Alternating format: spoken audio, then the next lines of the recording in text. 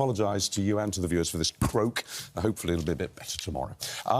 OK, we finally reached the top of the U, I guess, in this sort of desperately slow, agonised U-turn. They finally got there. But will this government ever escape the shadow of the shambles that has just dominated their first year? No. They will not. This will define the government. When the history of this government is written, it will be about this terrible self-inflicted own goal. People from all sides of their own party saying, don't do it. In terms of the amount of money it was going to save, £1.5 billion, peanuts when the national debt is trillions, and the unwillingness to be dragged slowly, reluctantly, screaming and shouting to this point. And then when the Prime Minister announces they're going to do something on winter fuel, it's a clumsy U-turn, badly executed, no detail, and they frankly rushed this out because we thought we weren't going to find out till the budget where the threshold would kick in. And it's clumsy and it's inept, and frankly, the Chancellor of the Exchequer should apologise, because it is a lie to say this has been changed because economic circumstances have changed since last July. They have changed, they've got worse. Because if you look at the Institute for Fiscal Studies, they say the growth outlook for the economy, they've halved it. Yeah, so Nels, apparently the Chancellor has a lot more money to play with, so she has extended the threshold. I think a number of people are surprised by how high the threshold has now gone, from £11,500 to £35,000. She now has to work out how she's going to pay for this. It's £1.2 billion. There's no explanation about how that's going to be funded. Well, the Chancellor has learned the hard way that you can't mess with the strongest gang in Britain, which is pensioners? the pensioners whatsoever. They are, hands down, the group that you do not want to mess with. They are the gang that does shoot straight, and they shoot straight at the ballot box time and time again. So I think that, but also, too, I think that how the government, how Rachel Reeves and Keir Starmer should pitch this is that they're putting compassion for our elderly over the actual, say, the basic necessity of raw economics, which is, again, not the easiest pitch, but certainly good pitch as them doing what was right for our elderly in the time of need. Trouble is, if you acknowledge you're doing something that's right for the elderly, you have to acknowledge you did something that was grievously wrong for them originally. And if they were talking about compassion...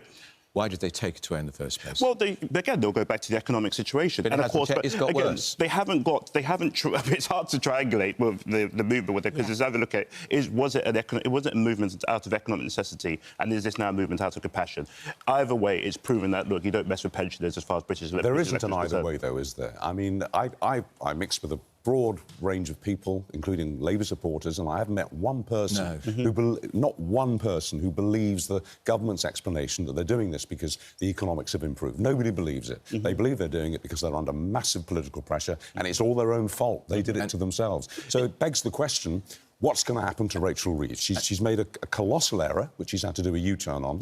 She's obviously been attacked personally for, let's say, being imaginative about her CV, for taking freebies. How much longer has she got? For a Chancellor to lose a Prime Minister so early in a government would be...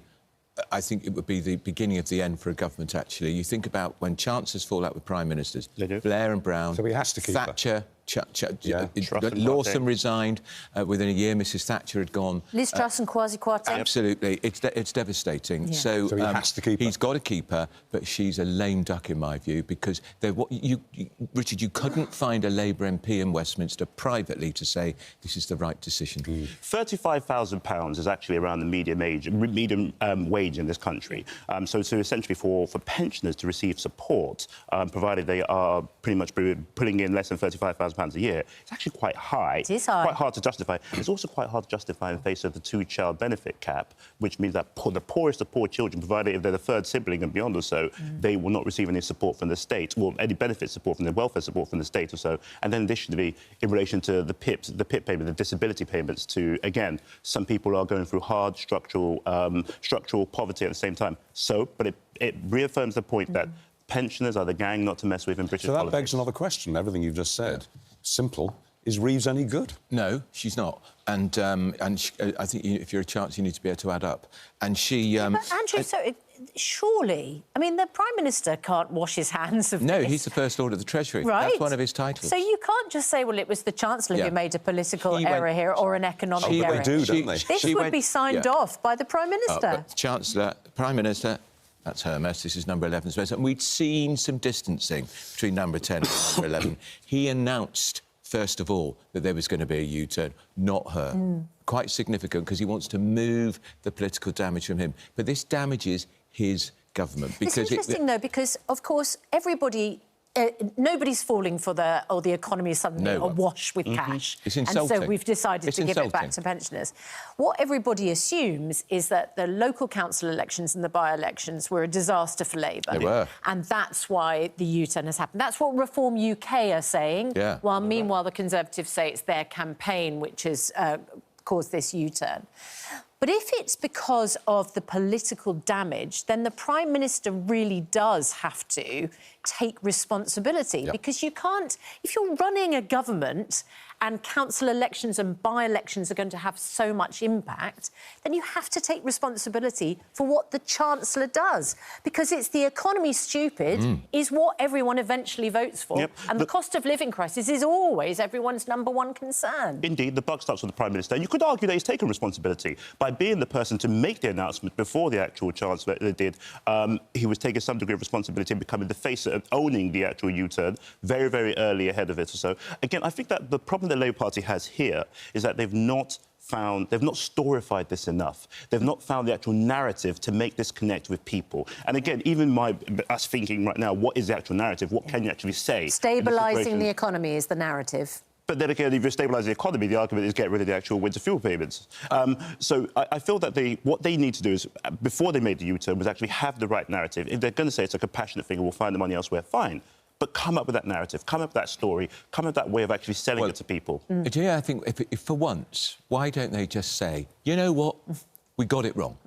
We got it wrong, we've realised it was a mistake and we're putting it right, and we're sorry. Can you recall any government ever saying that? This is a government with a huge majority. The Tories are away with the fairies and 120 MPs. They've got a majority of 170, Richard. Yeah, they're just they are machines to say things all like day I can remember someone saying sorry, and that was Nick Clegg. Yeah. When he was Deputy Prime Minister, because the Lib Dems had campaigned to get into government on the basis that they wouldn't raise tuition and they fees. tripled them. And, of course, they went into coalition government and tuition fees went up. And he did go on record as saying sorry. Right. And I'm afraid it did no good for him whatsoever. But he was pilloried for saying sorry. People would look on... Everybody knows this is a terrible mistake. Yeah. And it's cost pensioners money they won't get back. Right. That money they've already lost. We know some pensioners didn't turn on the heating, so had to choose to heating. We don't know yet if there were excess deaths. There'd been warnings from Labour's own research that this had been done. It could cause 4,500. Well, the payments which have been restored are going to be paid individually, aren't they? Yeah. So let's say that one person in the household, let's say it's a couple, one person earns £20,000 and the other earns £40,000. The allowance will go to the one with 20, but it won't go to the one with 40. Sure. OK, let's extend that a bit. What if you've got somebody in a household who's got very, very minimal earnings, but they're living with a millionaire? Yep. Really? They're living... That's it. And yet still, the fuel allowance is going to the house of a millionaire. Yeah. It goes to the person. The fuel allowance goes to the actual person as opposed to the household. Yeah. So, again, it's perhaps not the easiest policy to execute. It doesn't seem to be the best thought-through policy, but it seems that, again, with many of these things, winter fuel allowance, council tax is another area, for example, there's never going to be a perfect way of administrating it, so they have to go with the least perfect way possible. But so in the past, everybody would receive the winter fuel allowance. Now it's going to only 75% of pensioners. But the millionaire could be... they could take the million... If the millionaire's in the household, his or her winter fuel allowance could be taxed through their benefits, through tax, so they get it back that way. But that becomes complicated, and it wasn't expensive, and it wasn't complicated and expensive before. You know, if it ain't broke, don't fix it. The old saying, Richard, really, and for the political damage it's caused, and they're not going to be allowed to forget it, I don't think. No. That's the one thing I find really hard to understand. Yeah. That collectively in Cabinet they made that decision a year ago to do something which clearly politically was going to be very, very dangerous for them. For, as you say, a very small, small saving. We had one Cabinet Minister, Lucy Powell, who's now she's leader of the Commons, I think, saying there'd be a run on the pound if they didn't do it. Is there going to be a run on the pound tonight because it's going to come back? Yeah. It's a joke. Well, we'll ask Ed Miliband that when we speak to him. He'd have hated it. Government Minister at 8:30. When he was Labour leader, he never tried this, and he was part of Gordon Brown's cabinet, which brought it in the first place. Talking about Reform UK, you have an exclusive today in your column, Andrew, about a reshuffle at the chairman role. Just explain the background to this. So last week, the chairman of Reform, a man called Zia Yusuf, a successful millionaire, self-made man, he got exhausted. He became exhausted. Yeah. He was so exhausted in his job after 11 months, he resigned suddenly and unexpectedly. This came 24 hours after he'd said an intervention at Prime Minister's questions from Reform's newest MP, Sarah Poaching, who won that historic by-election in Runcorn, where she asked the Prime Minister would he follow Belgium, France, get rid of the burqa. He described it as a dumb question. Rude thing to say, in my view. She's allowed to ask that question. So he resigned the next day, saying he decided 11 months for Reform, working for Reform to become next government was a waste of his time. Whoa! 2 days later, he's back. Yes. Bizarrely. But not as chairman. But not as chairman. He's now got a job looking at waste. He's going to do an Elon Musk-style project in councils run by Reform. So that's his new job. They've got a Gets him out of town. As you report exclusively in this morning's Mail, they've got a Ghostbuster to replace him, literally. Yeah. So, and the man who's now the chairman is now called David Ball. He's Dr. David Ball. He's Dr. David Ball. He's a trained hospital doctor, but he did rather well in TV, and one of his many TV credits is... Most Haunted. Most Haunted Live. And he presented it for 3 years. Why wouldn't you? Ghostly apparitions. There's a few of those at Westminster. I think that look, Zia Yusuf was a... But he's a good bloke, and he's an experienced broadcaster. And the point that they'll say is that he, unlike Zia Yusuf, who was somewhat abrasive, he will be a collegiate figure. Yeah. Okay. And he's going to be unveiled this morning, but unfortunately I decided to reveal it before they reveal it. Oh, OK. That's my job. You That's your job. scooped That's the my party. job. I'm not convinced by the exhaustion story. I think that Zia Yusuf took a principled... I think, no, of course you're not. If you're convinced too, I think he took a principled stance against what was effectively a very, very vicious type of politics that the new Reform MP was ushering into the actual Commons, in which the Prime Minister, to his credit, said that he's not going down that path with her. Good for him for not doing so in the slightest bit. And good for Zia Yusuf for actually taking the position in which he originally took by standing aside. Why come back? 2 days later? Well, he's clearly on the ride of his life. He looks like he might be at the centre of Downing Street sooner or later. Yeah. But do you think? Do I think that they could be? Based upon polling right now, there's a chance, yeah. There's a very credible chance that the Reform could... Based upon polling, yeah, it's not out of the realm possibility in the slightest bit. Andrew, is that a serious possibility that Nigel Farage might be our next Prime Minister? Oh, this is why so much of what Labour is doing is designed to stop the Reform bandwagon. I mean, I can't remember before a Prime Minister travelling all the way to the north of England to make a speech specifically about one party which has 5 MPs. OK, can I ask then, why at Prime Minister's questions does Keir Starmer refused to answer the question by Sarah Poaching, the Reform UK MP, about banning the burqa? Why doesn't he explain why it would not be in the interests of a fair and tolerant society to do something like that? Why does he just sort of say, I'm not going to do that, I'm not going to answer that question? Yeah, hedging his bets. He's desperate to keep a vast army of people out there are fed up with both parties who might go for Reform. Thinks he's trying to keep... you can't do it. Neil Kinnock, the former Labour leader, in an interview the other day said, don't park your tanks on Reform's lawns.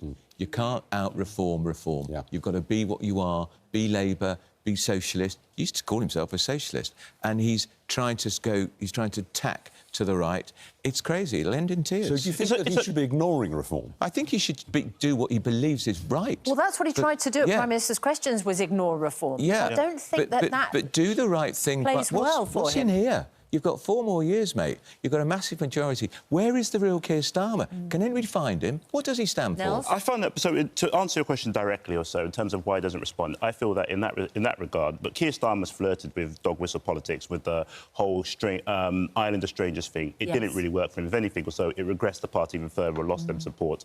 I personally... In terms of actual banning the burqa or so, going after the clothing of a very, very...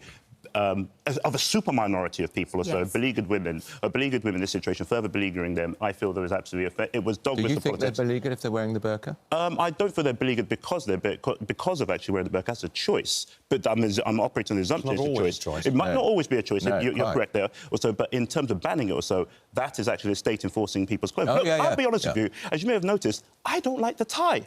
I think we should ban the tie. I feel that the tie should be banned too. Well, I don't think you should be forced into a tie. I'm not forced. You're not? It's a choice. Are you sure? Positive. OK, fair enough then. Well, it's certainly not a religious choice, and that's the issue. Well, it might the only time I was forced to wear was at school.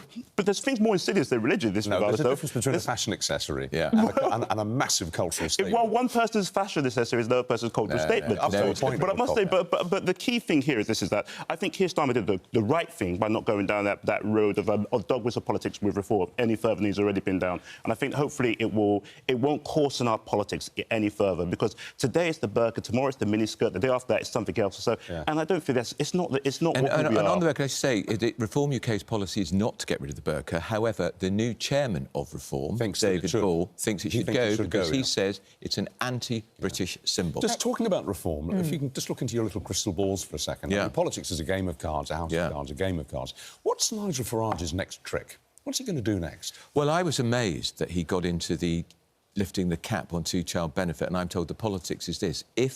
I don't think they should, because I think it's a popular policy with people. Why should we subsidise people's extended families? Yeah, when we did the poll on that issue last week, huge majority against lifting the cap. And that would be where I am. That's where the Tory party is for now. No, Tory party is certainly going to stay there. And he's just teasing Labour. And so if Labour then lift the cap, Farage will say, they're following me. It's politics. Well, I like... And, of course, it's years away from an election, so he can always change his mind. I like the fact that Reform are economically parking their tank on Labour's lawn, or what should be Labour's lawn. I like the fact that Reform is making this what might be an unpopular policy or so in terms of actually the two-child benefit cap. I like the fact that they're taking it, that Farage is trying to make it, trying to break the consensus that this is a good thing, that it's not a good thing that children, the third sibling or four, how many children so should be struggling or should be growing up with the stigma of poverty, which I must be clear, having grown up with poverty, growing up in poverty is so life-limiting. Keir Starmer grew up in poverty. I saw his... I don't think he did. No, Keir Starmer... There's one picture I'll never forget. It's when Keir Starmer's brother passed away. I didn't know the brother, never seen the brother whatsoever before. But when I saw his face, in the one picture I saw of him, it breaks my heart because it's a face that I recognised. It's not... It's almost like there's a certain look and a feel sometimes to poverty, which I can tell when I meet young people that are trying to break into the world, and I see the level of confidence and I see how they speak. So there's a certain way. Keir Starmer would say he lived in poverty. His dad was a very successful Keir Starmer himself, the most inspiring thing I've ever heard Keir Starmer say is when he spoke about that voice in your mind telling you that you don't belong somewhere, when you come from a poor background. And I completely related to it. I completely understood it because it's somewhere that so many people I know, myself too, came from. And I think that in him recognising that and not governing in recognition of that or so is so heartbreaking, so disappointing, because he's a person who should, given his background, given where he claims to have come from, he should see the two-child benefit cap in particular as an abomination. Can we, before we finish this, pop up over the Atlantic? Is what's happening in Los Angeles going to fizzle out? I mean, we know that Trump has overnight brought in another 2,000 National Guard.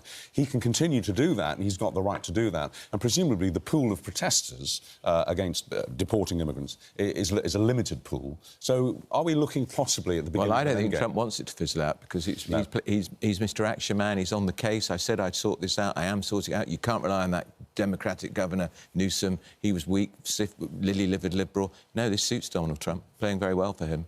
Nels? I feel that this is, again, so Los Angeles is a place that has flares up of this nature or so. 1992, now we have this, or actually going back to the actual same situation or so, treatment of minorities. In this situation, police or the armed National Guard going around picking up Hispanic people, Mexican people or so, doing actual hard work, building homes, trying to actually contribute to society, picking them up to deport them to Mexico, amongst other places, disgraceful. The resistance to this, and I'm afraid to say it is a legitimate resistance to this or so.